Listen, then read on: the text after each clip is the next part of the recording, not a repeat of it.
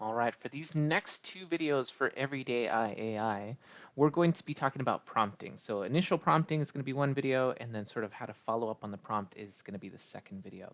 Now, this guide that I'm showing you is also available in the resources page on Triton GPT. So if you want to reference any of this, please know that that's available for you at all times. So basic prompting. So we have this START acronym, right? START prompting. If you give it a situation, if you give it a little bit of a background and information regarding what your need is, if you provide the task, what is the thing that you're trying to get it to do? You're trying to get it to write an email or give you bullets or that sort of thing. What is the action? I want it in an email format with 2 paragraphs. I wanted 6 bullets, that sort of thing. Do you have any references? Do you have anything that you want to include and you want it to compare against, right? That sort of thing. I want you to look at this particular set of text and tell me whether this or that is true. And tone. So this is when you think about who the audience is of the thing that you're asking it to produce, right? Are you creating something that's going to be viable for a target audience of faculty or potentially students or potentially maybe your kids or your grandparents or that sort of thing? Think about the tone. Do you want it to be professional? Do you want it to be friendly? Do you want it to be, exciting, that sort of thing? So these are each things that you can think about as you're going through and you're doing your initial prompt. So situation, task, action, references, tone. You don't need all of these every single time, but the more information, the sort of context that you give it is going to give you a better response right out the gate. So let's take a look at our Triton GPT environment. Now, if I were to come into the tool and say something generic, like tell me about ancient Rome, right? Ancient Rome has a lot of stuff. I also did something I shouldn't have done. I just went to the UC San Diego assistant. I should have used the general AI system, but let's continue in this thread and see how it responds. Ancient Rome was a civilization that thrived over 1,000 years ago, 1,000 years from 8th century BC to 5th century AD. That's pretty cool.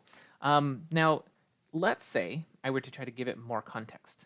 So if I were to say, please provide me 6 bullets, as it continues going, please provide 6 bullets. Let me start a new chat discussing the musical influences of ancient Rome during the time of Alexander the Great. Use a tone and language that would be understood by a 5th grade audience.